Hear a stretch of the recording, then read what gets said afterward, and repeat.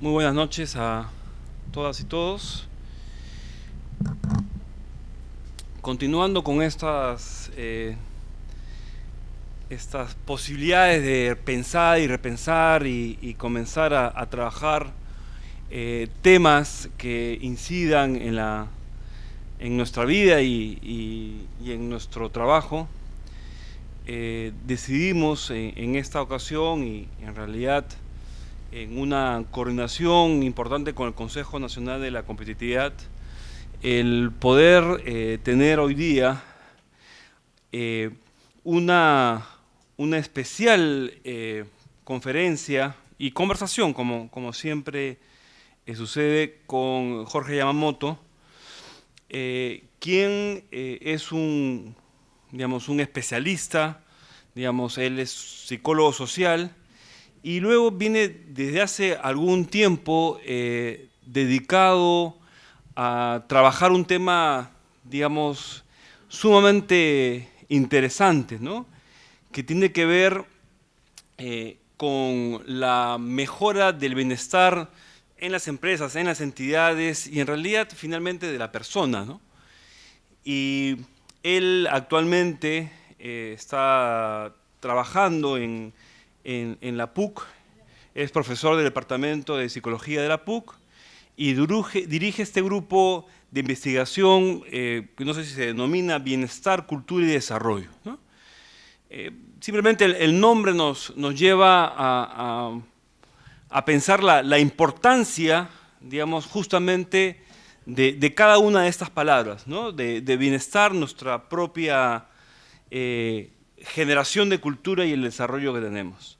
Él es además investigador visitante del Centro por Desarrollo de los Estudios de la Universidad de Bath en el Reino Unido, fundador de la consultora BIP Bienestar y Productividad, y además realiza consultorías sobre estos temas, mejora el bienestar en las empresas y en las comunidades,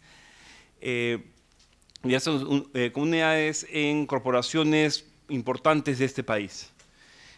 También los estudios que ha venido realizando han sido publicados en diferentes medios en Estados Unidos, Francia, Holanda, México, Colombia y Perú. Entonces hemos denominado a esta conferencia hacia un modelo ad hoc para la gestión de la productividad y el bienestar del servidor público. Yo no sé si el título lo hemos puesto nosotros o lo has puesto tú, pero lo importante es hacia dónde caminamos en el tema de gestión de productividad y bienestar para nosotros. Entonces, yo le pediría que empecemos esta conversación con Jorge, para lo cual les pido un aplauso.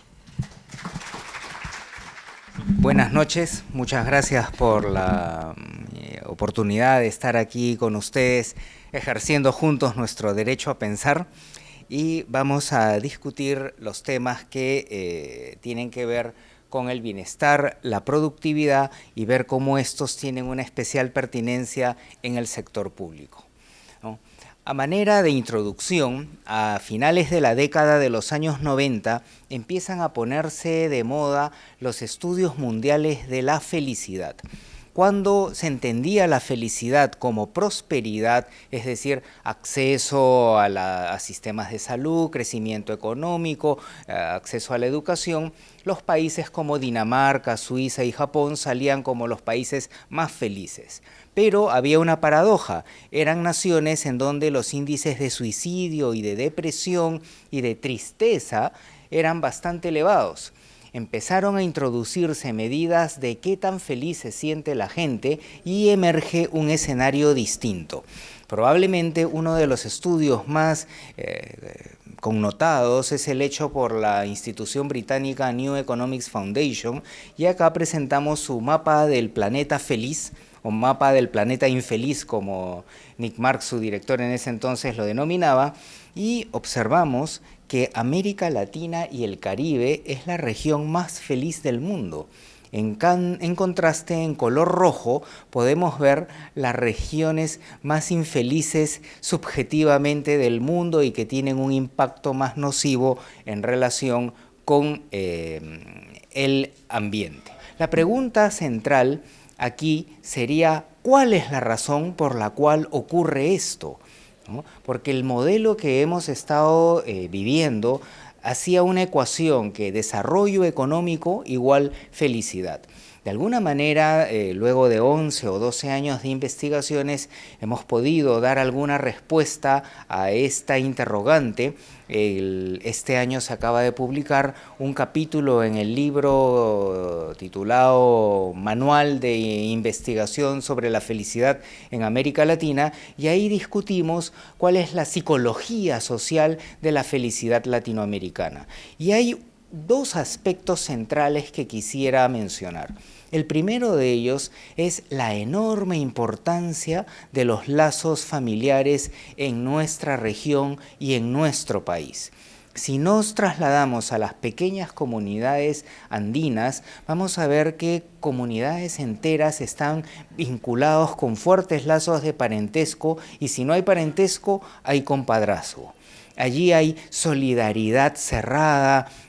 No existe el robo, no hay una envidia maletera, sino una envidia progresista. En términos de relaciones sociales es un paraíso.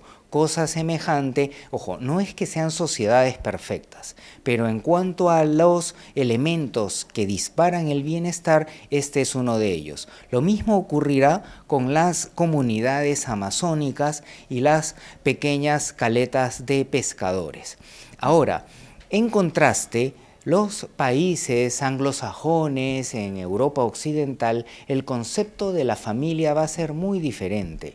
Allí terminan los hijos la educación secundaria y necesariamente tienen que irse a vivir muy lejos. Y probablemente las familias unidas se reúnan 3 veces al año, mientras que en Lima y en el Perú estaremos viviendo hasta los 35 años en la casa de nuestros padres, podremos construir en el 3er piso con una escalerita informal, ¿no? Y si es que nos hemos mudado de casa, los veremos por lo menos 3 veces por semana.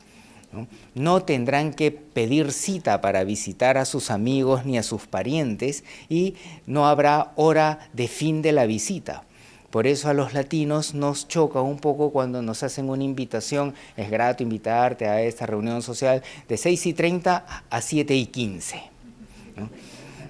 Entonces, estos temas no solamente constituyen una curiosidad intercultural, sino ya se están comprendiendo los mecanismos que están detrás de la felicidad y la infelicidad. Este que ven aquí es el órgano de la felicidad, que es el cerebro. Y este cerebro está cableado de determinada manera. Esta es una imagen del proyecto del conectoma humano, es decir, no es una imagen artística, sino es una imagen real del cableado del cerebro.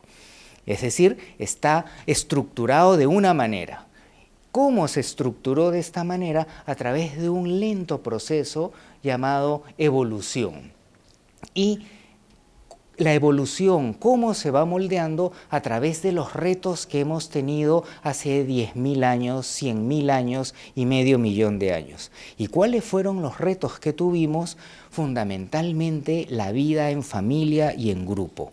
Nosotros no tenemos la velocidad del guepardo, no tenemos la visión del águila, de hecho no podemos volar.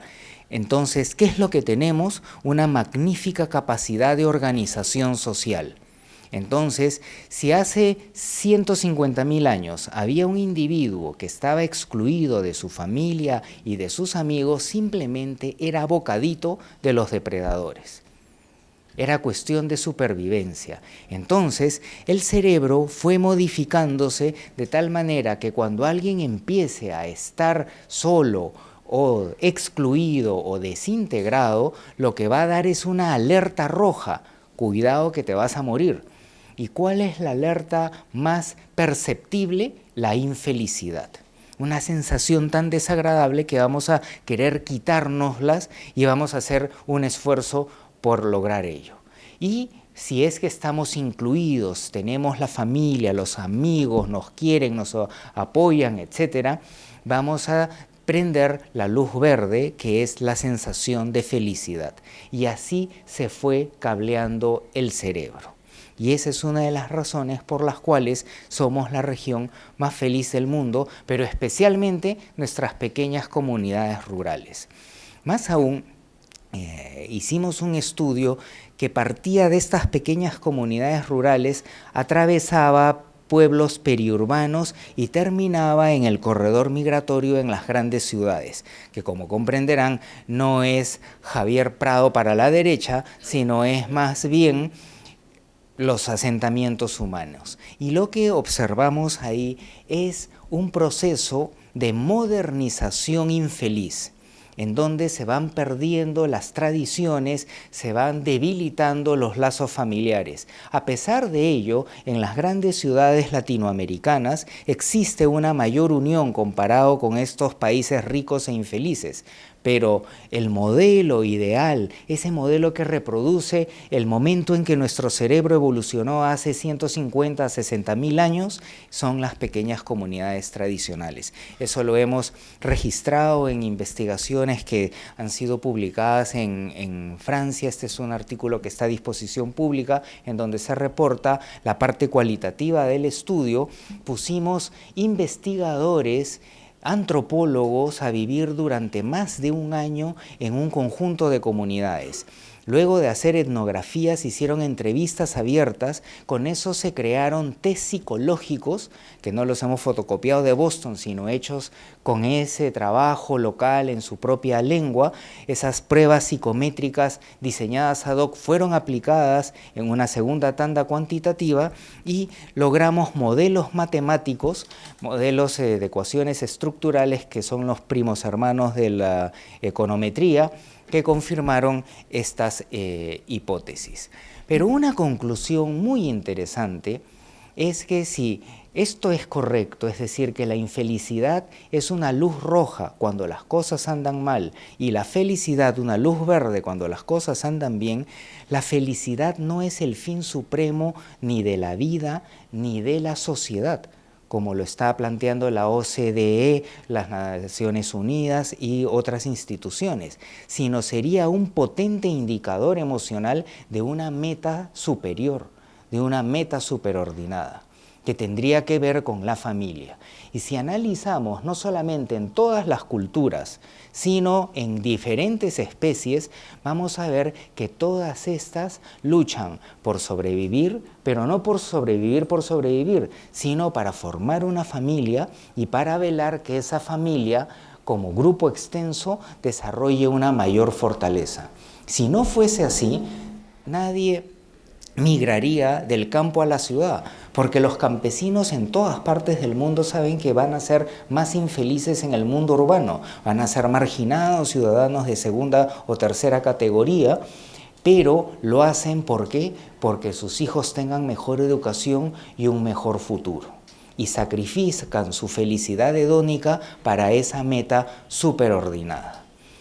Entonces, en este mundo moderno, en una industria farmacéutica que gana millones de dólares, la idea no va a ser lo ancestralmente sabio. Tengo una luz roja de infelicidad y me está indicando algo. Entonces, ok, ¿qué está pasando? Le doy vueltas y tarde o temprano voy a encontrar algo que está afectando a mi vida. Desarrollo una estrategia, me esfuerzo por resolverlo y alcanzaré la felicidad. En contraste, se nos enseña que hay que mirar la mitad del vaso lleno, que hay que meterse una pepa o hay que irse de viaje o a los 40 hay que comprarse determinado tipo de vehículos para ser felices. De hecho, nuestros estudios sistemáticamente indican que la mejor fórmula para ser infeliz es plantearse como meta de vida la felicidad. De hecho, la solución sería relativamente fácil porque ya existe evidencia de cuáles son las áreas del cerebro que están vinculadas con la felicidad. De hecho, en España hubo un paciente que tuvo una lesión en la sustancia periacueductal gris y era el ser más feliz del mundo. Pero en verdad no era un feliz, sino lamentablemente era un sonso alegre, porque le pasaba cualquier cosa y estaba feliz. ¿no? Imaginemos que de pronto les doy una pastilla para que seamos felices durante una semana. Esa va a ser la peor semana de sus vidas.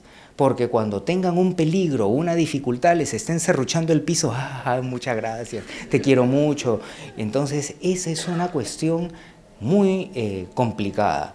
La sociedad moderna nos está vendiendo un modelo como si tuviésemos un carro y se prende la luz roja del aceite y tengamos que meterle un desarmador para apagar la luz, cosa bien poco inteligente. Entonces, si esto es correcto, la búsqueda no es de la felicidad, sino es la búsqueda de la felicidad con productividad, con fortaleza, con desarrollo. ¿Qué quiere decir esto? Ya después lo vamos a ver. Pero es ese conjunto. Si en verdad queremos ser felices, veamos esas metas de desarrollo y la consecuencia va a hacer que seamos felices, ¿no? Entonces, aquí llega un punto clave que es el trabajo, ¿no? Por un lado, el trabajo va a ser una fuente fundamental de felicidad, pero por otro lado, el trabajo va a ser el eje en donde vamos a encontrar los individuos, las organizaciones y la sociedad, la bendita productividad. Veamos primero la idea inicial, el trabajo como fuente de felicidad. Hemos estado haciendo estudios en 4 continentes y encontramos sistemáticamente que el trabajo en sí es fuente de felicidad. Los millonarios que se dedican a tomar el sol se deprimen rápidamente y van a tener que emprender diferentes actividades y retos, ¿no? Quédense 15 días. Bueno, 15 días si están muy estresados les van a ir perfecto, pero quédense 3 meses en el Caribe tomando margarita y se van a deprimir. Se van a volver locos, van a empezar a hacer una industria de cangrejos o de juntar piedritas, etc. En el Perú, particularmente, hemos encontrado un elemento que dispara la felicidad, que es lo que llamamos el optimismo chambeador. Los peruanos somos chamba, ¿no? Eso es algo valorado. Es más, no digo que esto sea bueno, pero aquel que se va temprano del trabajo va a ser mal visto. No importa que esté jugando solitario, leyendo el último catálogo, pero tiene que estar saliendo tarde, ¿no? Entonces somos chamba, pero una chamba en la cual yo no me sienta agredido en mi autoestima, sino sea más bien una fuente de realización y que pueda ver los retos con optimismo. Cuando uno encuentra ese flujo, es una fuente de felicidad espectacular.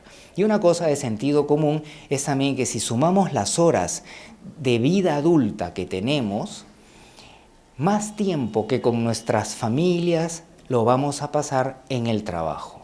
De tal manera que va a ser también temporalmente una cuestión importante. Pero, por otro lado, el bienestar también va a tener un papel en la productividad. Aquí, organización, nación, empresa, sector público, colaborador, servidor público, todos salimos ganando, ¿no? De hecho, se encuentra una enorme inversión en organizaciones públicas y privadas para mejorar el tema del clima, del compromiso y diferentes cosas. Y esa enorme inversión de recursos, de tiempo, de dinero, etcétera, se concentra en la satisfacción laboral y en el clima. Entonces, nuestro grupo empezó a analizar qué dice la literatura científica alrededor de la relación entre la satisfacción laboral y la productividad. Y encontramos un escenario espeluznante. Ya en la década de los años 60 se habían hecho revisiones de los diferentes estudios en donde se hacía una correlación entre la satisfacción laboral o el clima y la productividad y se señalaba que era una correlación baja hasta ilusoria. Posteriormente, se desarrolló la técnica de los metaanálisis, que no era solamente revisar todos los estudios, sino extraer los coeficientes y hacer un coeficiente de correlación ponderado de todos los estudios y se encontró que esa correlación era de nuevo baja. va surgiendo un escenario en el cual se va desde la academia buscando alternativas y todo va apuntando a que no es la satisfacción laboral, sino es la satisfacción con la vida la que va a predecir la productividad. Esto ilustrativamente me recuerda la historia de un conserje que teníamos y que estaba con todos los elementos de seguridad social. Aplicábamos el experimento, ¿no? Todos los temas de satisfacción laboral lo aplicábamos con él, pero un buen día decide irse a trabajar como cobrador de combi. Uno de los trabajos más estresantes, y él lo reconocía como estresantes. Y la pregunta era, ¿y por qué te vas? Acababa de tener un hijo.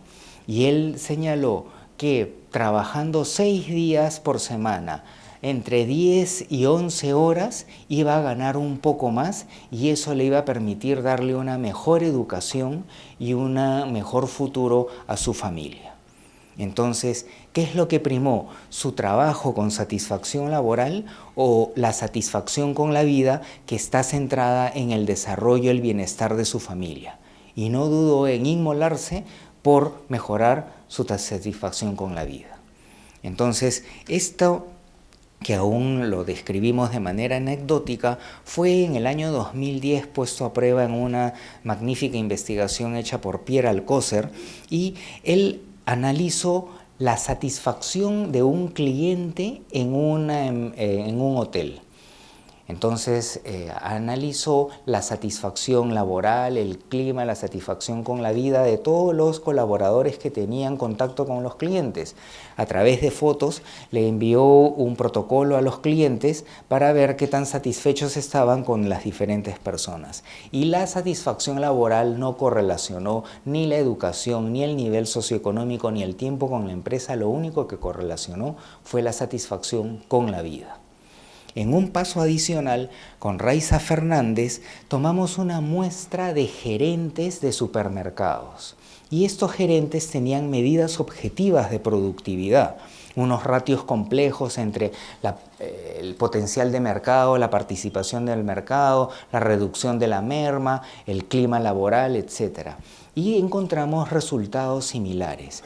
La correlación más alta y la única significativa estaba en indicadores de satisfacción con la vida.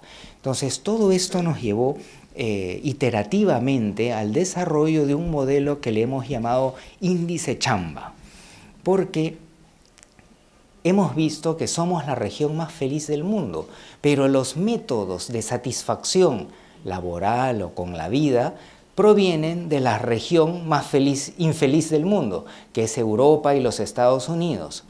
Y la evidencia nos indica que no solamente hay diferencias, sino que esas diferencias en materia de felicidad nos llevan a una ventaja. Y estábamos copiando lo malo y lo infeliz. Entonces, analizamos cuáles son los elementos de la cultura local que generan la mayor satisfacción con la vida en el entorno laboral. Entonces, esta prueba, que hay una versión que está disponible para el público y para uso abierto y de investigación, de diagnóstico, etcétera, tiene 2 escalas. La escala que se llama Se trabaja para vivir, que justamente mide qué tanto el trabajo está impactando positivamente en la satisfacción con la vida. Y la otra escala se llama Chamba es Chamba, que mide la satisfacción laboral, pero a la peruana, ¿no?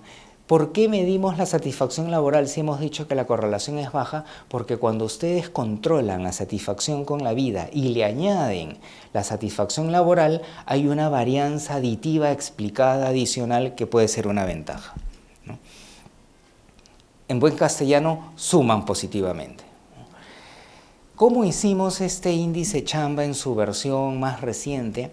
Tomamos una muestra representativa de la ciudad de Lima, hicimos un muestreo, tocamos las puertas de las casas y les preguntamos de manera abierta cuáles son los elementos del trabajo que le ayudan más a la satisfacción con la vida y cuáles son los elementos que les hacen más felices en el trabajo. Hicimos el análisis de contenido de todas estas 500 entrevistas abiertas, las categorizamos y generamos una lista completa de aquellas cosas que los limeños necesitan para ser felices en su vida, en el contexto laboral y en su trabajo. Generamos un test psicológico que lo volvimos a aplicar a una muestra representativa en un segundo campo. Y ahí hicimos análisis multivariados, análisis factorial confirmatorio, modelos de regresión y modelos de ecuaciones estructurales. Los resultados son estos, pero estas 4 variables latentes o pelotitas son las mínimas necesidades que debidamente satisfechas disparan la satisfacción con la vida en el ámbito laboral y su efecto en la productividad. Esto está teniendo unos resultados interesantísimos porque, por ejemplo, tenemos empresas que tienen un presupuesto de 400 millones de soles solamente en recursos humanos. Y se han hecho auditorías para ver cada uno de los beneficios a dónde está apuntando. Y hemos descubierto que había inversiones importantes que no repercutían en el bienestar ni en la productividad y que por el contrario habían necesidades que no estaban siendo atendidas y que con un presupuesto marginal fueron atendidas y se dispararon los indicadores de productividad y de satisfacción con la vida. ¿Cuáles son estos 4 factores? Este es un promedio limeño. Cuando tomamos una empresa típicamente limeña, esto coincide, pero cuando es más atípica, va a ser distinto. Entonces, si vamos a San Isidro en un grupo de yuppies salidos de Boston en una empresa financiera, va a ser un perfil distinto. Si vamos a una zona muy brava, también va a ser distinto y así sucesivamente. El primero de ellos es lo que hemos denominado adaptación optimista progresista. Si no fuésemos optimistas, si no nos adaptamos, el problema es que nos adaptamos a la buena o a la mala, nos hubiéramos extinguido los peruanos. Entonces, un trabajo en donde las personas perciban que salen adelante, que su autoestima crece. Y la autoestima básicamente es que sientan que lo respetan como persona y como trabajador y que valoran las cosas que hacen, ¿no? De manera objetiva y subjetiva, porque le pueden dar un buen sueldo, pero después le dicen, oye, esto que has hecho lo hace un mono entrenado de una manera más rápida y más eficiente. Entonces eso comprenderán que no ayuda a la autoestima.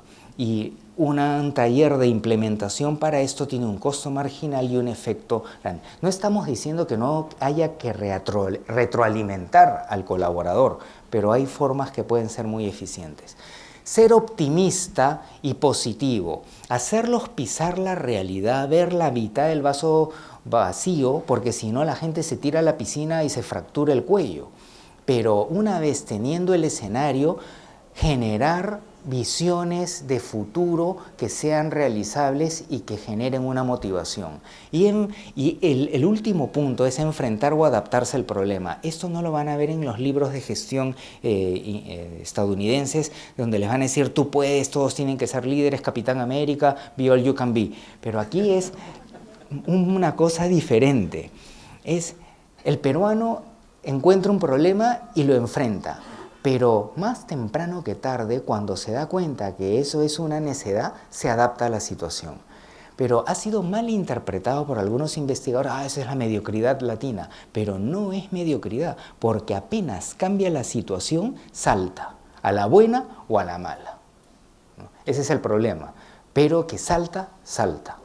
En segundo lugar, aspectos de base, que eso sí está en la literatura internacional, pero los aspectos de base que tienen mayor influencia en la productividad y en la felicidad van a ser 2, salud, ninguna novedad, y educación para sus hijos. Pero educación para sus hijos no solamente es educación formal, sino una escuela de vida, que haga prevención de drogas, que generen buenos ciudadanos, que desarrollen su inteligencia y todo lo demás. Luego, un buen lugar para vivir también es algo universal. Cuando las cosas se ponen complicadas, el ser humano migran, las aves migran, las hormigas migran, todos migramos. Pero la educación en el Perú está vinculada con el tema de la vivienda. Y cuando se genera, no es una asociación tan necesariamente consciente, pero cuando se junta, se genera la mega zanahoria. Obviamente que por cumplir una meta anual no se va a otorgar una gran vivienda, pero si se hace un programa coherente, suficientemente retador, pero cuyos resultados den un rédito para la patria, para las acciones, para determinada región, eso puede funcionar de una manera impresionante. Y finalmente, familia y amigos. De nuevo, el escenario que habíamos estado reiterando, ¿no? Esta es una imagen de esa adaptación optimista.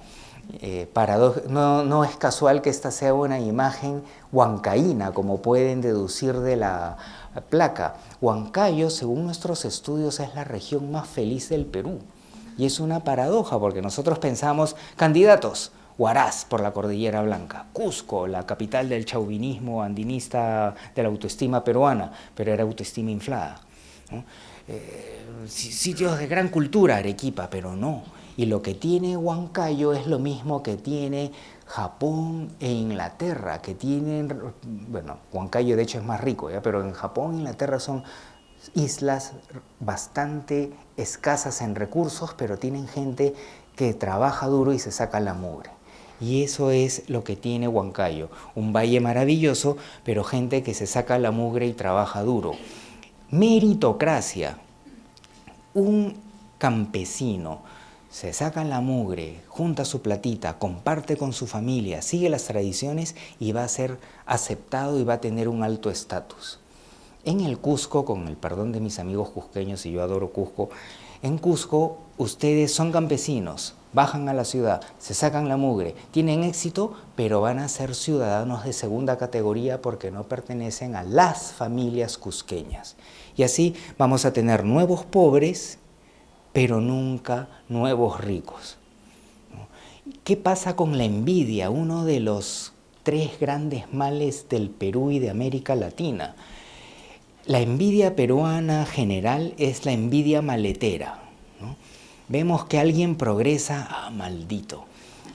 Atacamos con el chisme, ¿no? Pero no contentos con el chisme, empezamos a ponerle traba. Este es uno de los pocos países, no somos el único, en donde la gente invierte su plata, va donde un malero para hacerle mal o eliminar al sujeto de la envidia. O sea, gastarse su plata, vender su alma al diablo y todo lo demás. Yo no estoy diciendo que esto funcione, pero son las creencias y las conductas que podemos observar.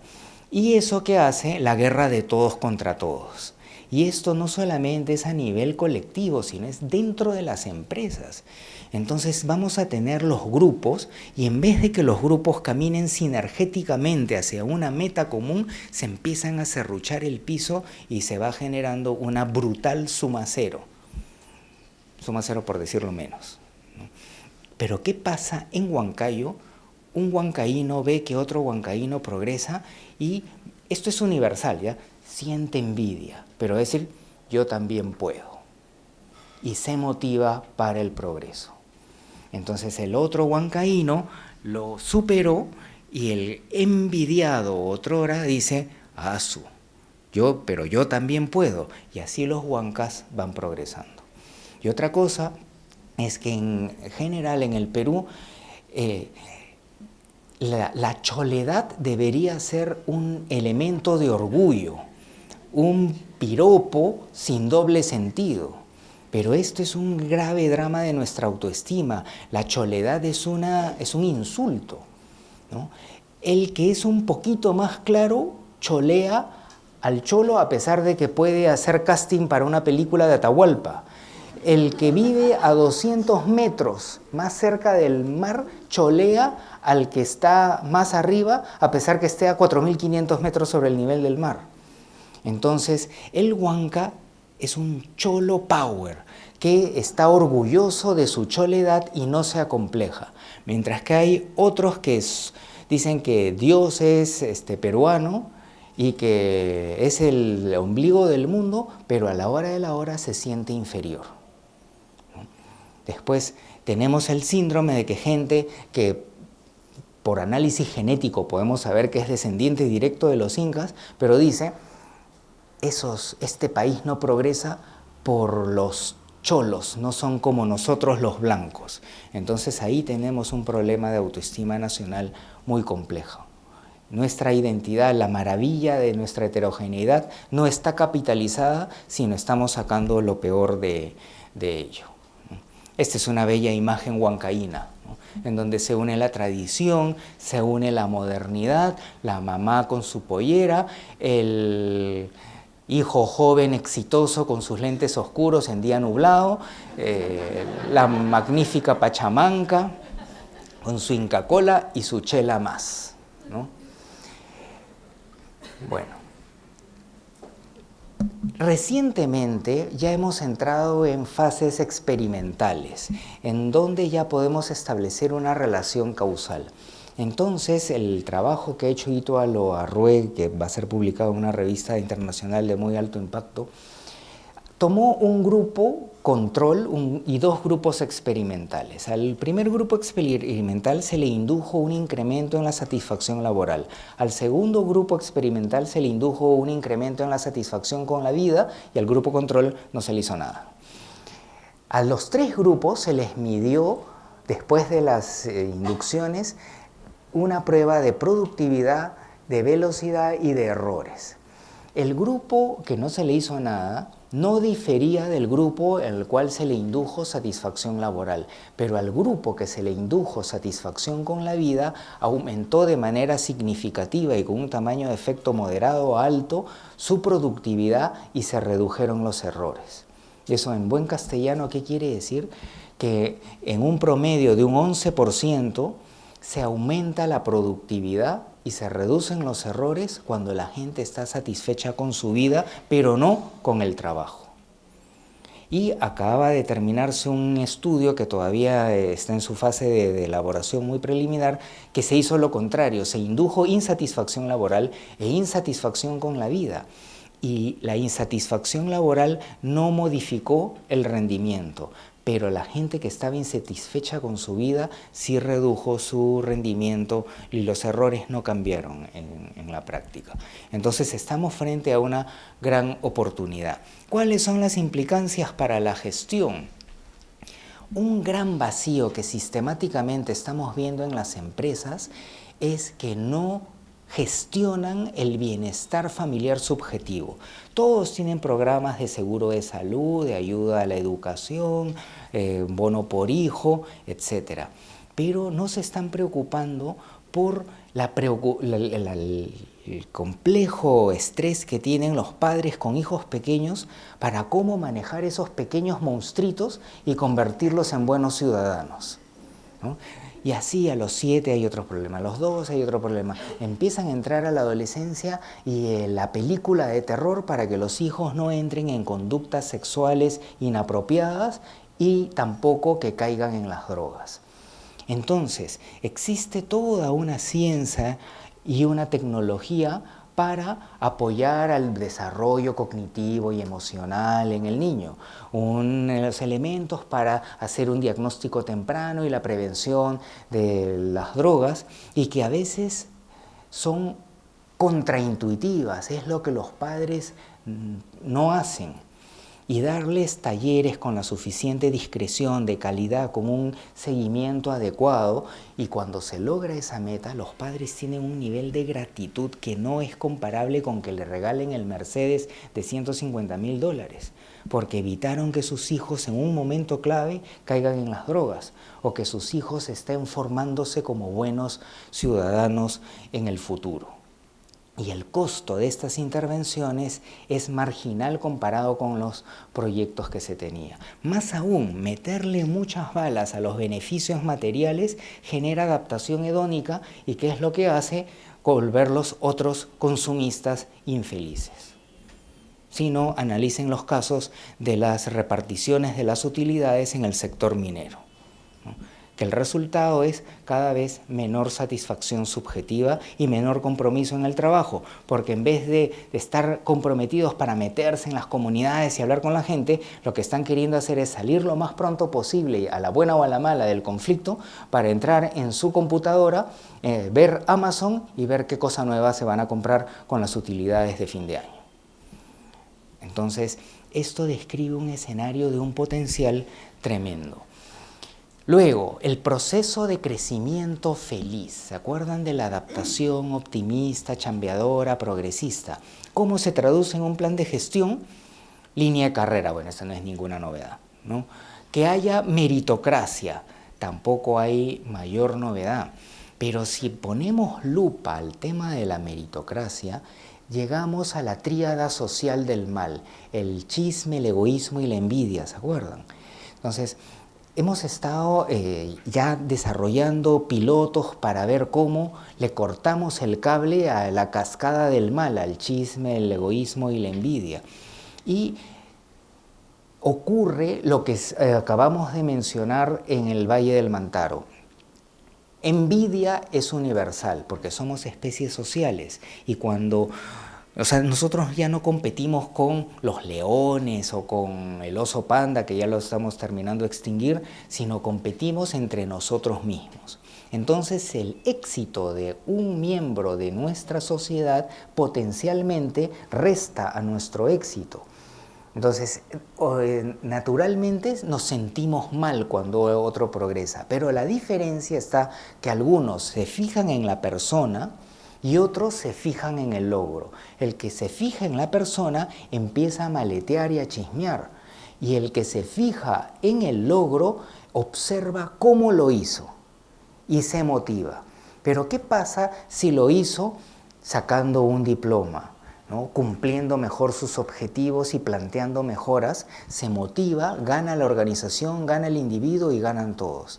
Pero si percibe, basta que lo perciba, no es necesario que sea realidad, si percibe que el otro ascendió porque es pariente o es parte de la argolla o porque no tiene talento pero es buena moza, entonces eso no permite motivarse y se genera un caos. Entonces ese tema de la percepción de la meritocracia es un tema extremadamente importante y es la gestión de la percepción. Obviamente que no hay que poner pan y circo, ¿no? Es la percepción junto con la realidad. Y enfocar esos procesos pueden tener resultados impresionantes, ¿no? Luego el tema de la autoestima. La autoestima muchas veces se invierten cientos de miles de soles en programas en donde primero les dicen que porque ya les ganaron a 100.000 espermatozoides, son unos ganadores, los hacen caminar por fuego, ¿no? Y ya salimos con ganas de cambiar el mundo, pero a los 15 días nos seguimos serruchando el piso y tenemos nuestras mismas inseguridades. ¿Por qué? Porque se vio la cosa de nuevo al revés.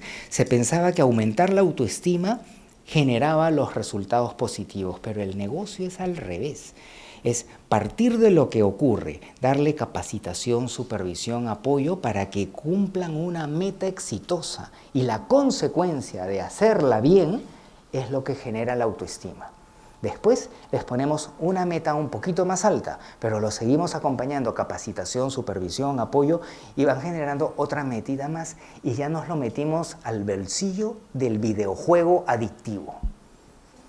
¿Por qué un videojuego es adictivo? Si es muy complicado, no pasa nada. Si es muy fácil, no pasa nada. Es algo que nosotros con cierto esfuerzo lo logramos y pasamos al next level, ¿no? Y así nos vamos enganchando y se puede generar un incremento de la autoestima de videojuego laboral. Esas combinaciones están funcionando de una manera muy interesante. Y fomentar el afrontamiento adaptativo, ¿no? Con cumplimiento de la norma, porque el afrontamiento adaptativo es recontra criollo, ¿no? Si la criollada se canaliza en un cumplimiento de una norma positiva, este país va a ser superpotencia mundial, ¿no? Ahora somos superpotencia mundial de la viveza criolla, que no ayuda necesariamente mucho. Mega zanahorias, ¿no? Un buen programa de educación y salud, ninguna novedad, ¿no? Pero la gestión del tema de la educación a veces son formas que pueden generar efectos interesantes.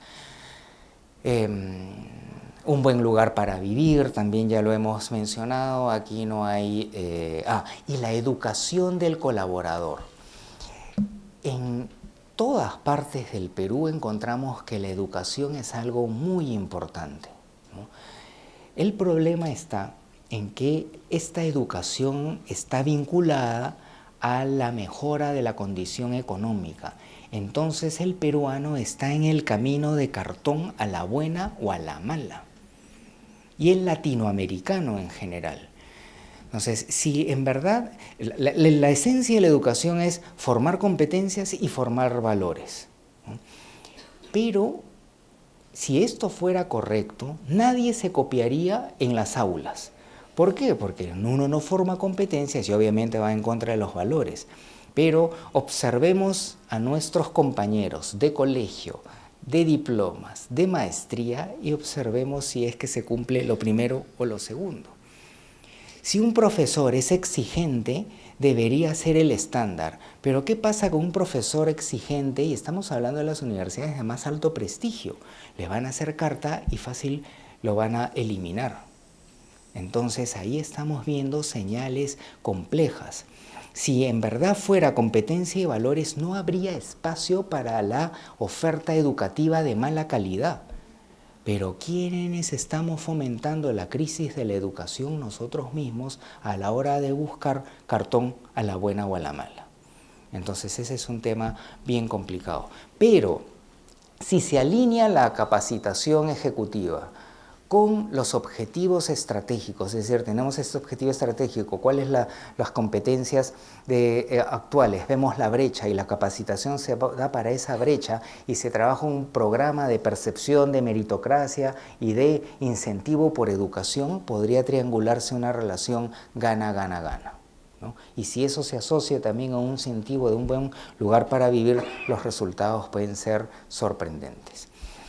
Ahora, todo esto apunta a un escenario interesante, un ejercicio intelectual, el índice chamba servir, ¿no? Mientras desarrollamos estos estudios y estas aplicaciones, decíamos, estaba funcionando interesante en las empresas, pero ¿dónde están la mayor cantidad de puntos bonus patria de este modelo? Porque está bien que mejora la productividad y la felicidad de la gente en el servicio público, ¿no? ¿Por qué habría que hablar de un índice chamba servir? Primero, porque el servicio público, creo, tiene algunas singularidades. Hay cosas comunes, pero el servicio público no es una de las grandes corporaciones en el Perú, ¿no? Primero, el nivel de polarización entre el compromiso y de compromiso. No tengo un estudio sistemático, pero mi impresión es que especialmente en los últimos años el sector público está capturando un grupo de peruanos altamente comprometidos con su patria, pero además altamente capacitados y que se sacan la mugre por esas metas. Pero, por otro lado, también pueden haber ciertos espacios en donde no han podido colocarse en los trabajos tradicionales, altamente competitivos y podrían generar un lastre. Entonces, esta gestión del compromiso y el de compromiso genera una situación muy distinta a la que podemos observar en las empresas. Y el despido de la persona ineficiente en una empresa es un negocio distinto al despido de una persona ineficiente cuando ya ha adquirido cierto estatus en el sector público. La susceptibilidad al síndrome del quemado, ¿no? Del burnout exactamente. El síndrome del quemado es algo que se ha generalizado un poco, pero en la definición más estricta es una persona que inicialmente tiene un compromiso muy alto y generalmente con una labor tipo trabajo social, educación o servicio a la comunidad, pero por X y razones siente que por más que se mata no lo logra. Entonces tiene dos caminos.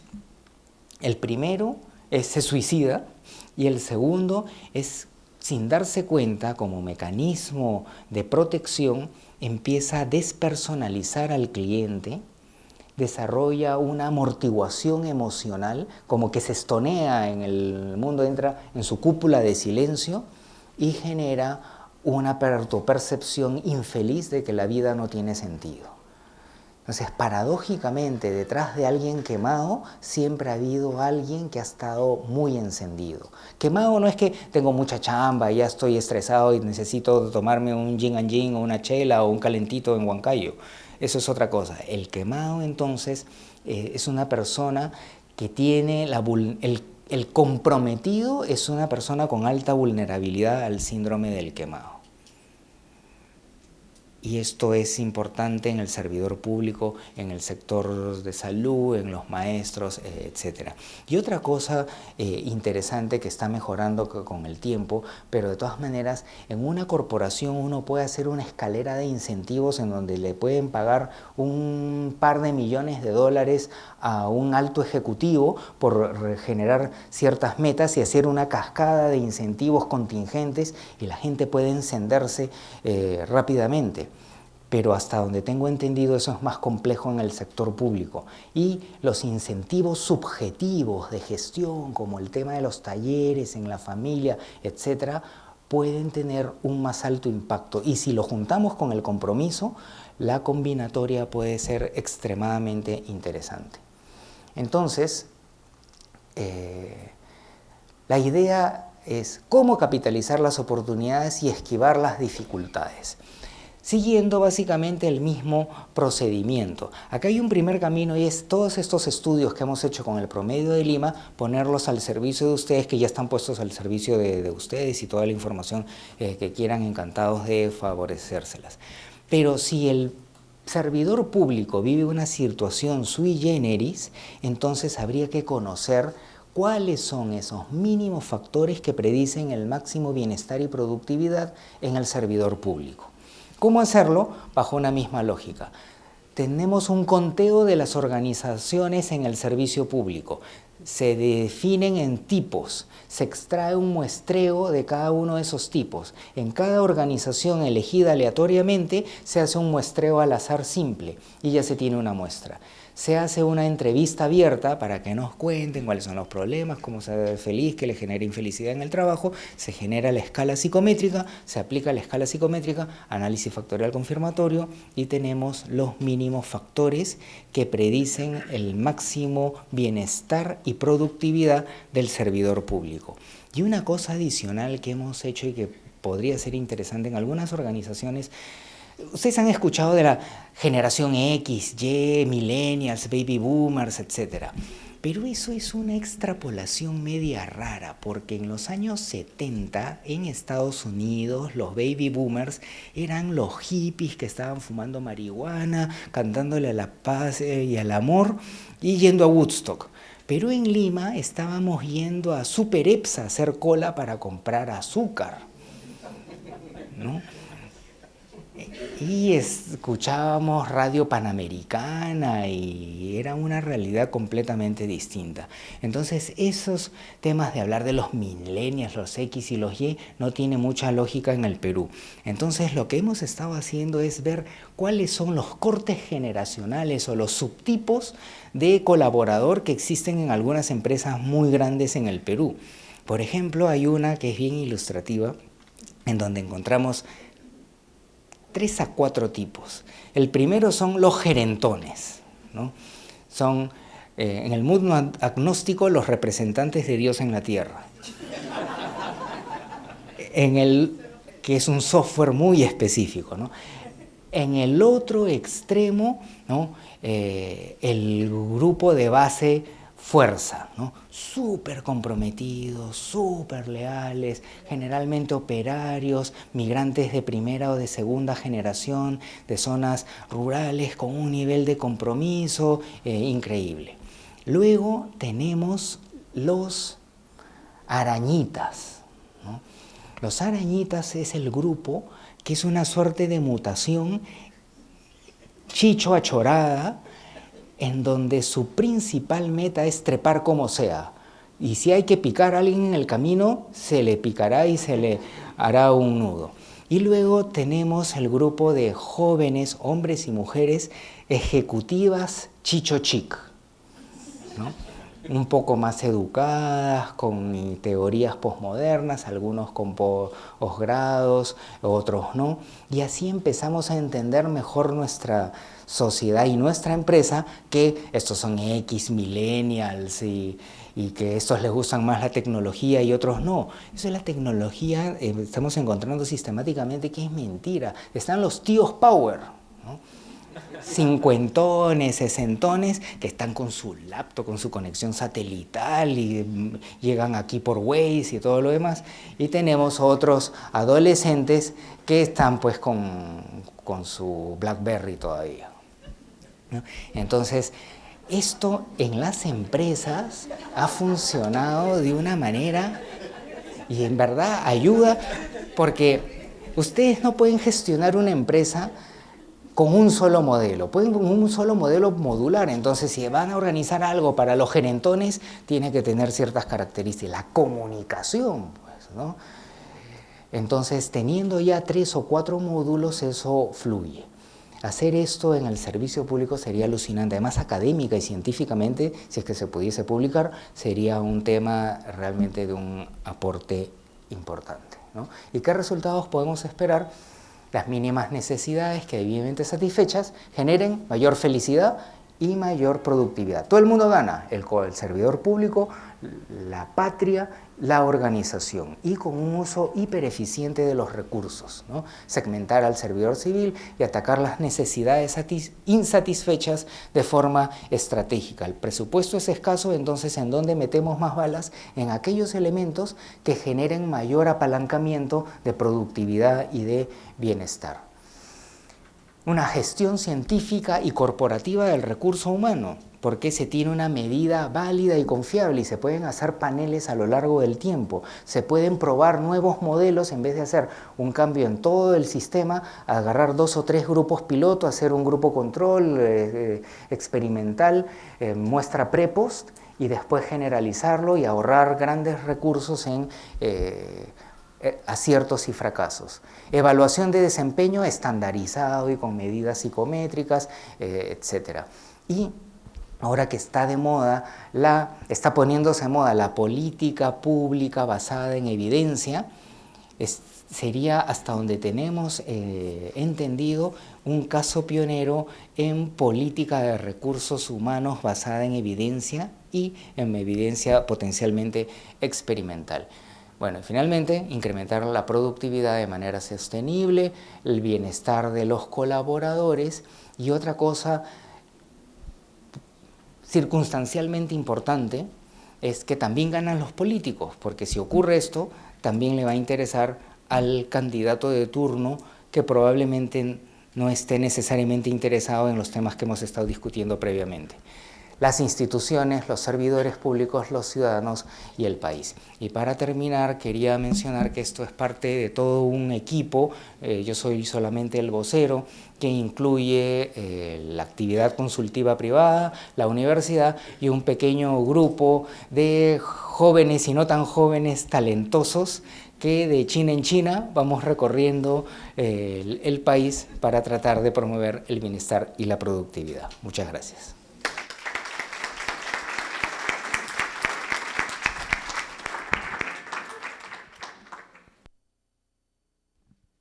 Bueno, primero agradecer, ¿no? Creo que ha sido una exposición sumamente... A mí me ha encantado, la verdad es que me ha encantado. No sé si a ustedes, pero a mí me ha encantado. Me ha parecido, en realidad, Jorge, realmente excepcional. Por varias cosas, ¿no? Como diría una amiga, ya le he dado 1000 vueltas a mi cabeza a ver qué cosa hacemos. Y ha sido además en esa doble mirada de temas científicos, ¿no? Y ver la felicidad en temas científicos. Y por otro lado, el tema de lo menos, ¿no? Digamos, yo sí me quedo con una de tus menciones, esto de los tíos Power. Y la verdad es que inmediatamente, digamos, cuando dijeron Tíos Power, me vino a la mente una persona que estoy mirando, y, que es el director de esta escuela. ¿Ah? No, lo que pasa es, primera reunión de comité de gerentes de Servir, y primera vez que iba, ya el comité estaba ya instituido, Dante era el último que se ingresaba a este comité, y llega con el teléfono acá, y, digamos, y parecía un marciano, ¿no? Y, digamos, totalmente tecnológico, y vino con su iPad un poquito más grande, y luego, entonces dije, bueno, este es el tío Power. ¿Ah? Se ríe el director adjunto. Bueno, hay varias cosas, ¿no? Yo quería hacer una pregunta antes, porque la idea es conversar con todo lo demás. Obviamente, digamos, es un tema que tenemos que nosotros evaluar, hacer esto en el sector público y hacerlo de repente con Servir va a ser una cosa sumamente interesante, ¿no? Y además, con un agregado que creo que es importante, que yo he aprendido hoy día, y es cuando preguntan a una persona, ¿qué es lo que quieres de la vida? Y dices, quiero ser feliz, ¿no? Y a veces nos olvidamos justamente de eso. Pero claro, ya no es únicamente ser feliz en la vida, sino es qué significa eso de ser feliz en la vida. No es, digamos, significa una serie de cosas sumamente importantes que están escritas en la exposición. Y creo que es algo sumamente fuerte. En segundo lugar, creo que es un tema que tendríamos que conversar también con gerentes públicos. Creo que hay toda una cosa interesante que podemos hacer ahí. Y yo quería hacerte además una pregunta, ¿no? Hemos hablado de la envidia, ¿no? Y has sido bien enfático en el tema de la envidia. Y yo no sé, no, digamos, soy abogado, no sé nada de psicología y todas las cosas que has estado. Pero, por ejemplo, el orgullo. El orgullo me da la impresión, y digamos, me estoy mirando en mi propia vida, ¿no? O sea, mi vida como persona, como trabajador, y como en este momento, en los últimos 4 años, como directivo, jefe de Servir, ¿no? Y yo lo que he sentido en muchas ocasiones, y que además ha significado en mi vida, no únicamente en el trabajo, sino en mi vida, ha sido esta sensación de orgullo.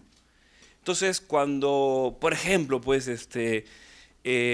hablan de la selección de gerentes públicos y otros, yo siento un orgullo que siento, digamos, que me hace feliz. O cuando veo, no sé, a algunas de las personas, algunas de ellas presentes, no sé, actuando, y digo, bueno, eso es parte de nosotros. O sea, no sé, veo a Mariana en la cancha, ¿no? Y haciendo lo que tiene que hacer y jugando políticamente, digo, bueno, siento orgullo de eso.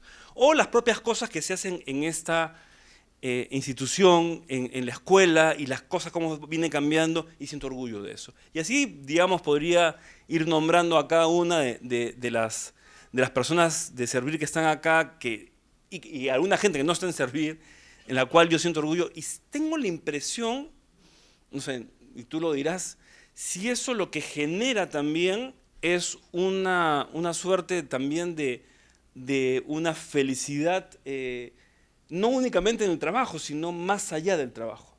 Entonces, como si fuera algo así, el contrapeso de la envidia, ¿no? No sé, digamos, estoy imaginando cosas que de repente no tienen razón de ser, sino simplemente es lo que he sentido en varias ocasiones. Entonces, no sé, digamos, te lo dejo como pregunta, y no sé si quieres responder ahorita o si no abrimos y respondes todo junto. A vuestras órdenes. Como quieras, ¿no? A ver, y abrimos inmediatamente. Sí, de acuerdo, ese es un punto bien importante, y es efectivamente la contraparte. Cuando nosotros funcionamos en núcleos, y específicamente en el Perú en núcleos de argollas, ¿no? Argolla positiva o argolla negativa. Entonces, si pasa algo bueno a mi madre o a mi hijo, entonces habría que estar un poco trastocado para sentir envidia. Entonces uno siente felicidad compartida. Pero cuando es el exogrupo, uno empieza a sentir envidia. Entonces, ese es un parte del proyecto nacional que estamos terminando de diseñar, y es que a nivel de Argolla somos una maravilla, solidarios, cooperadores, honrados, generosos, pero el que está fuera de la Argolla que se muera y que me dé réditos para mí. Entonces, pasar de la tribu argollera a las relaciones interargollas sinergéticas. Y en una segunda fase, después de 10 años entusiastamente, pasar de las relaciones interargollas sinergéticas a un proyecto país. Porque acá somos la maravilla dentro de la argolla, pero como ciudadanos somos bien complicados. Por eso, dentro del callejón, tomando chela, somos maravillosos, pero en la calle el peatón mete el cuerpo al carro, ¿no? Y el que tiene la luz verde, por principio, la luz roja, se va a meter para fregar al otro y le genera placer. Ahora, el orgullo es un tema que le genera un valor agregado, y es cuando las personas sienten que están cumpliendo una misión y están generando un efecto percibible. Y eso es un factor patria, ¿no? Un factor maestro, un factor liderazgo, que es justamente uno de los elementos que debemos de incentivar, pero de acuerdo a nuestros estudios es algo todavía muestralmente muy pequeño, y eso en su momento sería importante poder multiplicar, ¿no? Pero es el otro lado de la mala onda. Bueno, empezamos abrimos el micro. Sí. Buenas felicitaciones a servir, doctor. Mencionó usted que había 3 males del Perú. Uno de ellos era justamente la envidia que acaba de tocar el doctor Cortés. ¿Cuáles serían los otros 2? Gracias por la pregunta. Es la cascada que comienza con la envidia, número 2 el chisme, y en tercer lugar la envidia. Egoísmo, chisme y envidia.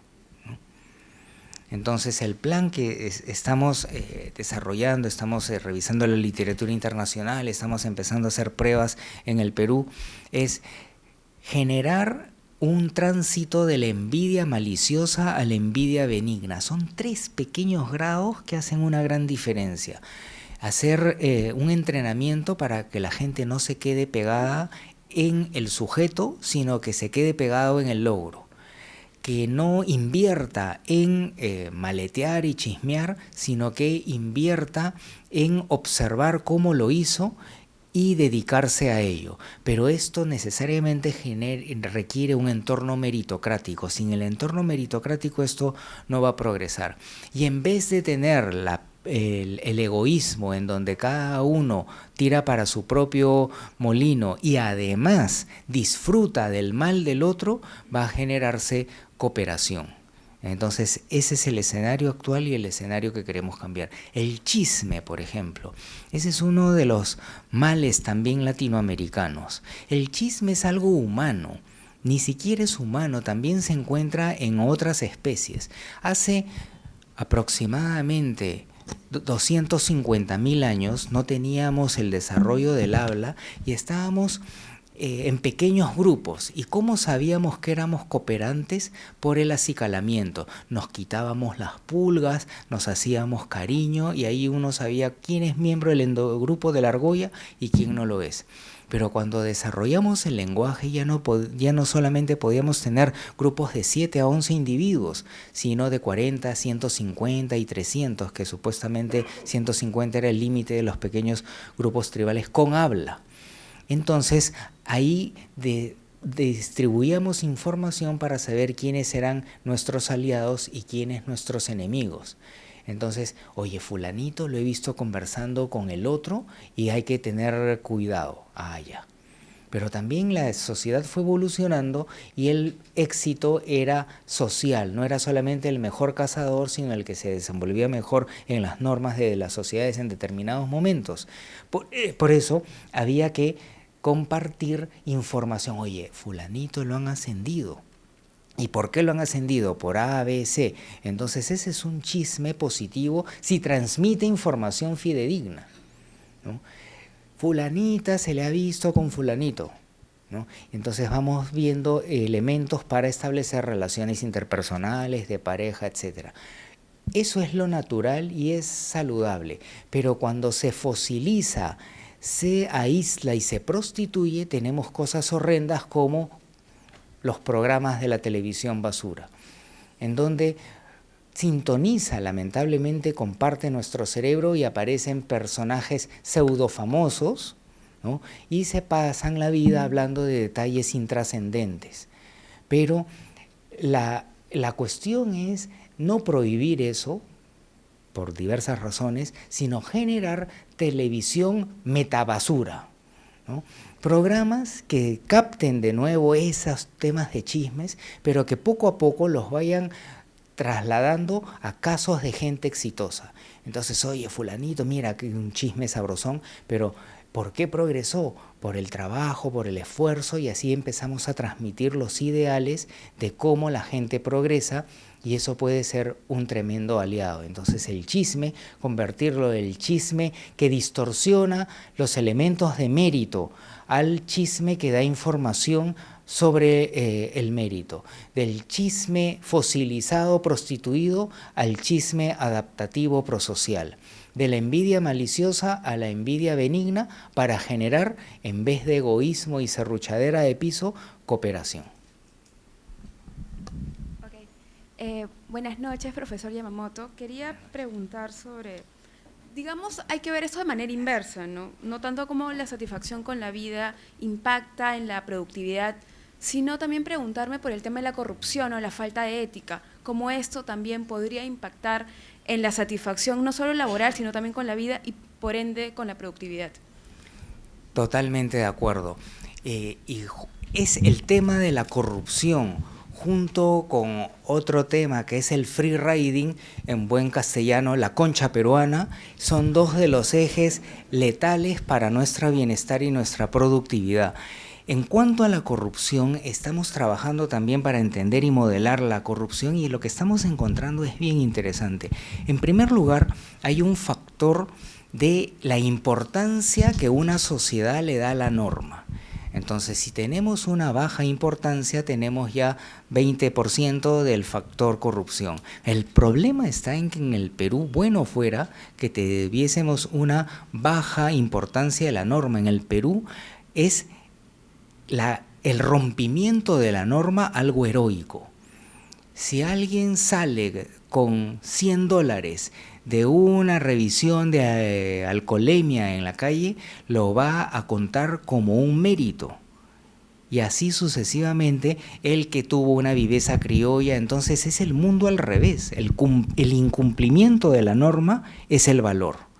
Entonces un programa en donde se genere la importancia de la norma va a ser algo muy importante. El problema es cómo hacerlo, pero ese es un tema técnico, paradójicamente. Claro, no es un tema técnico económico, sino es un tema psicosocial. Yo sé que en la historia del Perú psicosocial suena feo, pero la psicología social es una ciencia que puede tener buena aplicación o mala aplicación.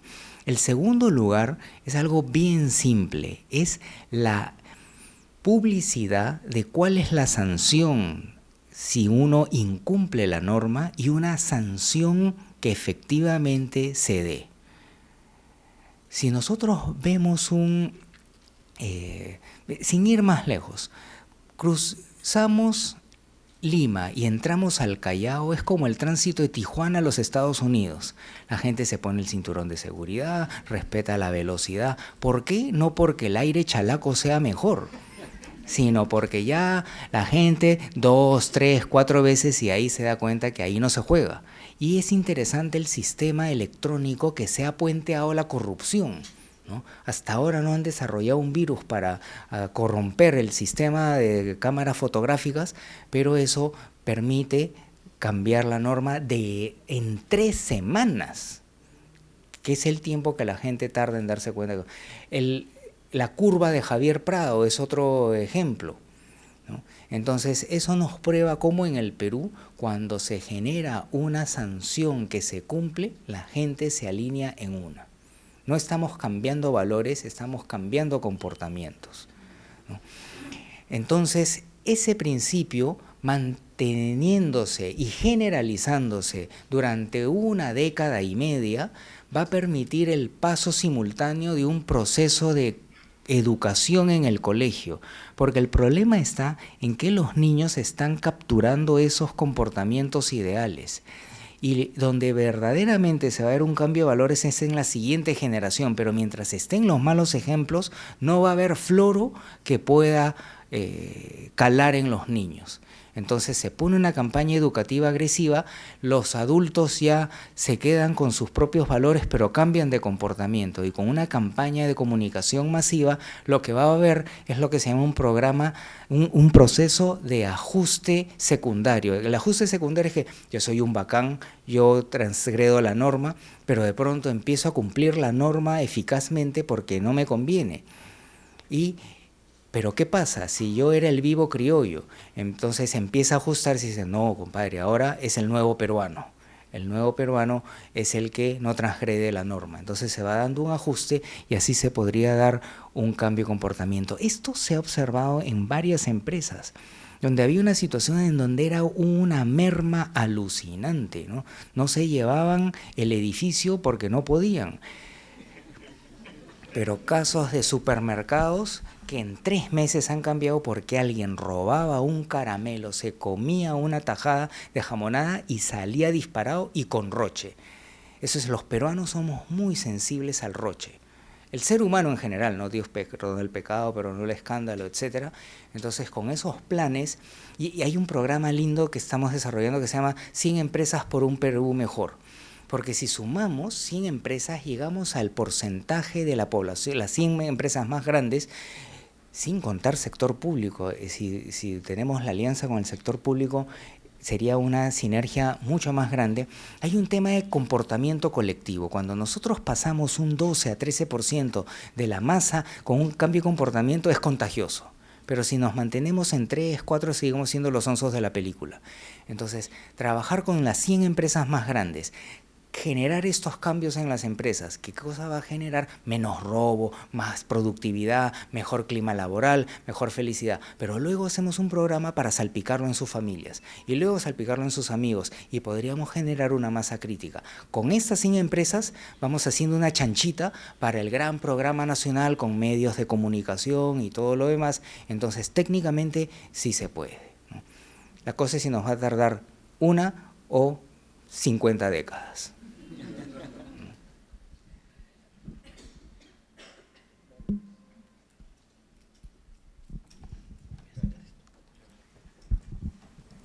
Bueno, buenas noches. Felicitando primeramente al doctor Jorge Yamamoto por su exposición. Quien les habla es servidor civil, trabajo de secretario técnico en Provías Nacional. Usted mencionó el tema de las sanciones, ¿no? De acuerdo a la ley de servicio civil, en las entidades sí se hace la publicidad sobre cuáles son las sanciones que se le aplican a los servidores públicos. Con la nueva ley de servicio civil, con su reglamento y su directiva, se está en vigencia, se está aplicando los procedimientos administrativos disciplinarios.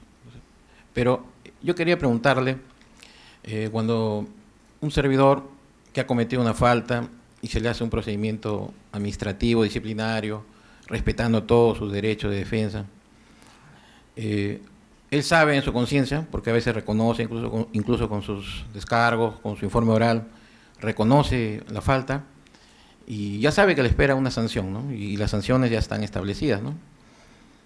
Entonces, ¿qué podemos hacer para que ese servidor no pierda la felicidad? O sea, que se sienta contento con esa medida, ¿no?, que se le está dando y podamos recuperar a ese servidor. Sí. Yo diría que más bien cómo hacemos para que se sienta más infeliz y más miserable por haber transgredido la norma. ¿No? Porque cuando yo he hecho algo malo, la culpa y la vergüenza es un potente mecanismo regulador, es uno de los sentimientos más desagradables que existen. Y cuando eso queda registrado, la próxima vez, a pesar que no lo tenga consciente, va a haber una serie de cables que me van a decir, ten cuidado porque la vez pasada la pasaste recontra mal y así no es la cosa. Entonces, la infelicidad es un gran aliado para el servidor que infringe la norma, para la organización y para la sociedad. Buenas noches, Jorge Yamamoto. Buenas noches, Juan Carlos. Y mi pregunta va desde el otro enfoque, quizás, a la pregunta anterior. ¿Cómo podríamos relacionar este bienestar personal, que muchas veces le llamamos la calidad de vida que busca la persona o el bienestar laboral, con estas estrategias de motivación extrínsecas, que es, por ejemplo, el sueldo o un reconocimiento laboral mediante una resolución? Estas motivaciones intrínsecas que es, bueno, yo quiero sentirme bien, hacer bien mi trabajo porque quiero sacar adelante mi familia, porque quiero ser una buena persona, y la motivación trascendental, ¿no?, que es en la cual yo tengo la vocación de servicio y contribuyo a un país mejor, ¿no? Entonces, ¿cómo podemos relacionar estas estrategias motivacionales bajo la perspectiva de la calidad de vida, el bienestar personal y laboral? Gracias por la pregunta, porque los temas que estábamos planteando son adicionales a los de rigor de ley y a los de rigor del funcionamiento básico humano. Entonces, sería hasta antiético aplicar esto cuando no hay una remuneración de acuerdo a las calificaciones, al promedio del mercado, y sería una herramienta, digamos, de manipulación a la mala, ¿no? Entonces, se asume que se le da un reconocimiento objetivo y personal adecuado, pero se le suman estos elementos que hemos estado viendo. A Eddie y después a Isabel. Jorge, una reflexión. Primero, muchas gracias por la conversación.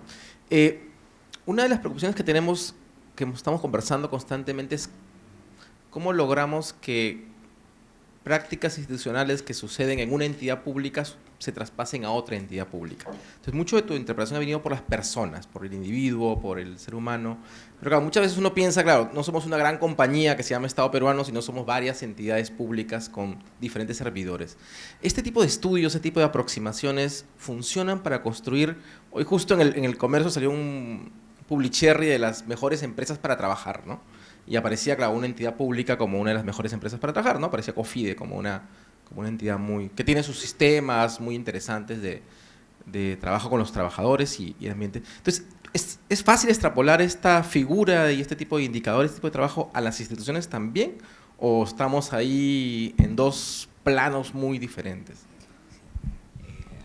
En primer lugar, agradecerte a ti, a Angélica Matsuda, por facilitar esta reunión junto con Servir. Ese también es un tema bien importante, y yo haría una respuesta simple y una respuesta más compleja, ¿no? La respuesta simple es que en la medida que se tengan los perfiles que están detrás de estos procesos, y por perfiles fundamentalmente el perfil de necesidades y de valores y de nivel de satisfacción, ¿no?, vamos a poder ver qué otras personas o entidades van a compartir ese perfil y en dónde es extrapolable, ¿no? Digamos que si tenemos una empresa financiera en el ámbito de los seguros y otra empresa financiera en el ámbito de las acciones, si bien la temática es distinta y unos tienen 400 personas y otros tienen 150, analizando los perfiles podemos ver similitudes y la posibilidad de implementación va a ser más alta. Se analizan también las prácticas y la historia que ha venido teniendo, y ahí se puede ver. Entonces, esa es la ventaja cuando se hace un diagnóstico en una empresa más grande. Se hace el mapeo de cuáles son es un mapa de la organización para saber en dónde termina la costa, en dónde avanza la sierra y en dónde termina la selva.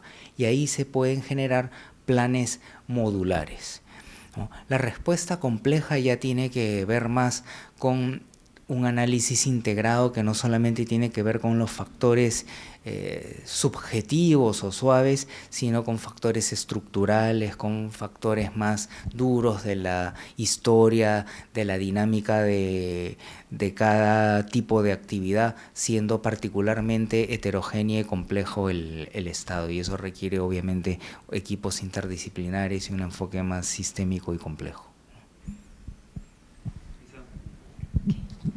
Bueno, en primer lugar, muchísimas gracias. A mí también me ha gustado muchísimo su exposición y en particular me generan muchísimas preguntas, sobre todo en función al rol que me toca cumplir, que es como formadora.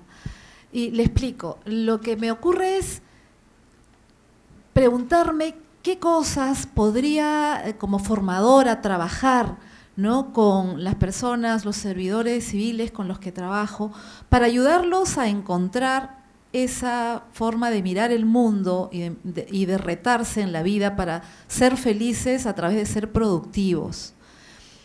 Y lo planteo desde la perspectiva de las cosas que se han estado planteando acá, es decir, un mundo donde vamos a llamarle la mirada criolla de la vida hace que lo fácil sea lo que se decide hacer, o la falta de ética, que es lamentablemente muy frecuente, o lo que es peor, una moral heterónoma por la que nos caracterizamos los peruanos, donde luego en vez de asumir la responsabilidad de nuestras acciones, buscamos el culpable de nuestras acciones en otros, ¿no?, o asumimos la culpa antes de la responsabilidad de nuestras acciones, ¿no?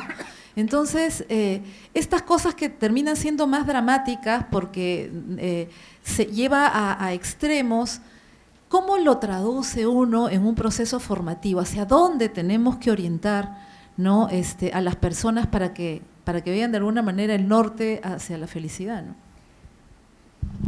Gracias también por la pregunta. Lo que en mi experiencia ha funcionado mejor es que los ejecutivos, los altos funcionarios, el grupo de empleados pueden tener percepciones diferentes acerca de cuáles son los problemas y cuáles son las soluciones. ¿Cómo resolver ese tema? A través de un diagnóstico con una buena muestra e instrumentos relativamente precisos. Con eso se hace una priorización de cuáles son los temas claves y ahí van a haber cuestiones de estructura, de políticas, de sanciones y cuestiones de educación. Y ahí aparece cuáles son los temas clave y cuál es la manera más eficiente de implementarlo. Por ejemplo, en un caso recuerdo que el tema del maltrato era clave, ¿no?, y que existía todo un potencial positivo, pero había ciertos tratos que se amplifican en los últimos años y cada vez no nos damos cuenta de cuán maltratadores podemos ser. Y detectado ese problema, se genera el tema de capacitación, supervisión y sanción. Es un tema integrado porque generalmente la capacitación sola tiene un efecto bien limitado.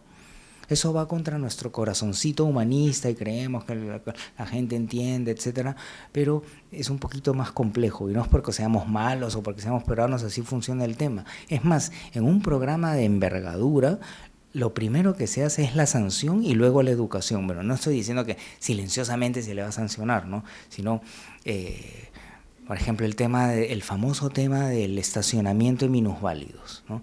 Un problema es que no está normado.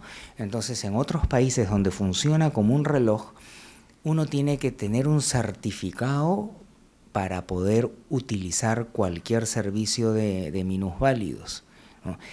Y en cada estacionamiento se dice, si usted no cumple, si no tiene este carné, va a pagar $400, ¿no?, y tiene que recoger su carro, y hay todo un sistema en el cual el primero que cae se lo llevan, el segundo que cae se lo lleva, entonces ahí va a estar debidamente normado. Pero paralelamente, o sea, hay una explicación, hay una sanción, pero luego se va haciendo la toma de conciencia. Recién ahí se le habla, oye, mira, pobrecito, fácil es tu mamá viejita, la que no encuentra estacionamiento, o como eso le das un pésimo ejemplo a tus hijos. ¿no? Tú te crees vivo, pero lo que estás haciendo es que tu hijo sea un vivo y al final lo boten de una empresa por vivo en vez de que vaya progresando. Entonces ahí va entrando el programa de capacitación. Entonces yo lo vería de una manera estratégica y diagnóstica, porque de lo contrario puede ser un desgaste de recursos y una fuente adicional de desmoralización. Buenas noches, agradezco bastante y felicito por el tema que están tocando en este momento. Mi pregunta es referente a lo que dijo el señor Cortés sobre el orgullo que se siente como satisfacción sobre algo que uno haya sido formador o que haya sido partícipe. Mi pregunta es, ¿cómo se denomina entonces a aquellas personas que le llamamos nosotros? Su orgullo no le permite reconocer que está equivocado, o su orgullo no le permite reconocer que no conoce tal o cual cosa y que otra persona o una persona que diga subalterno sepa un poquito más que esa persona en cuanto a jefes, ¿no? Y en cuanto a familia, por ejemplo, un papá puede haber corregido, censurado al hijo y se da cuenta, se acuesta, medita y se dice, no, me equivoqué, fui muy rudo, qué sé yo, pero no reconozco, o sea, no me doy esa humildad de decir, discúlpame, hijito, ¿no? O no quise hacer esto, tienes razón, ¿no? ¿Cómo se llama eso? Se llama orgullo, porque así se llama, ¿no? Tu tonto orgullo no te permite ser noble, pues, ¿no? Reconocer tus errores. ¿Se llama orgullo o cómo se le puede llamar? Sí. Antes de ponerle nombre, creo que es importante entender el proceso, ¿no? El ser humano tiene la motivación de conocerse a sí mismo para poder mejorar, ¿no? Entonces, en la medida que uno le digan, has fallado en esto, puedes mejorar en lo otro, las cosas van bien. Pero en la práctica, y especialmente en América Latina, es muy difícil decirle a las personas qué cosas han fallado. Desde la universidad, en una universidad anglosajona, ustedes toman un examen, el alumno sale desaprobado y normalmente viene a hablar con el profesor para decirle, profesor, no entiendo bien qué cosa he fallado para poder hacerlo mejor. En América Latina, el estudiante se acerca para decir, no, profesor, lo que yo quise decir es esto, y usted no está considerando los temas que yo tenía en mi cabeza, ¿no? Y en el ámbito laboral también es complicadísimo y la gente lo toma mal, etcétera. Entonces, ¿qué es lo que ocurre? Junto con la motivación de conocerse a uno mismo, existe una motivación que se llama del autorreforzamiento. O sea, la confianza en uno mismo es algo fundamental, y hay mucha literatura y intuitivamente lo sabemos. Pero juntamos esas tres piezas y lo que podemos concluir es que la crítica es un lujo que se puede dar la gente que está suficientemente segura de sí misma. Y cuando uno no está seguro, va a primar la motivación del reforzamiento, que no le va a abrir las puertas a la motivación de obtener retroalimentación. Entonces, cuando digamos que mi seguridad está parchada con post-it,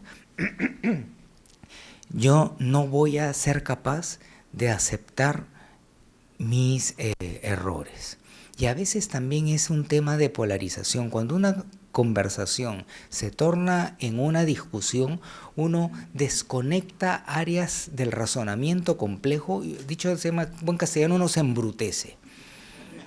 Entonces, pasado cierto nivel muy básico de ofuscamiento, de discusión, déjenlo ahí y esperen que estén de buen humor, relajados, y ahí pueden obtener temas. También generen una cosa, es decirle, oye, que esto no has podido hacer esto. Y mira, yo aprecio, sé que eres una persona inteligente, una persona capaz y que tienes gran potencial, pero si quieres mejorar tu potencial, trabaja A, B o C. En vez de decirle, oye, A, B o C, esto es producto de un retrasado mental, así que ponte las pilas. Estoy diciendo el mismo contenido, pero en el primer caso estoy entendiendo cómo funciona el cerebro y en otro caso estoy entendiendo cómo funciona cualquier cosa.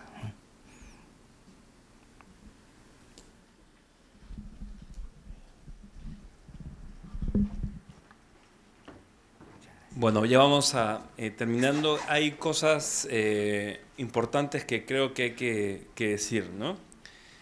La primera cosa y la digo públicamente porque creo que es bueno decirlo, ¿no? A veces abarrotamos auditorios cuando discutimos más temas de gestión pública, pero a veces en temas como este no los ponderamos, ¿no? Y justamente quizás sean más importantes que lo otro. Y la preocupación por el otro para que sea feliz, digamos, en el sentido que hemos visto hoy día, es mucho más importante. Entonces, por eso yo quiero agradecerles que este auditorio esté lleno y además agradecer a las personas que están en el streaming, porque creo que estamos tocando un tema vital, que es nuestra propia vida, ¿no? Y cómo podemos mejorarla. En segundo lugar, yo quiero agradecer nuevamente a Jorge por esta intervención. Creo que se abre un abanico de temas que tenemos que conversar, que tenemos que ver, y además, y cada uno de nosotros en repensar, tenemos que además cómo comenzar a que las personas en el servicio público, los servidores civiles, comencemos a pensar un poco más esto, y obviamente me uno a lo que decía Isabel de cómo desde este ámbito de la escuela tenemos que darle una vuelta al tema y comenzar a ponerlo como algo vital, ¿no?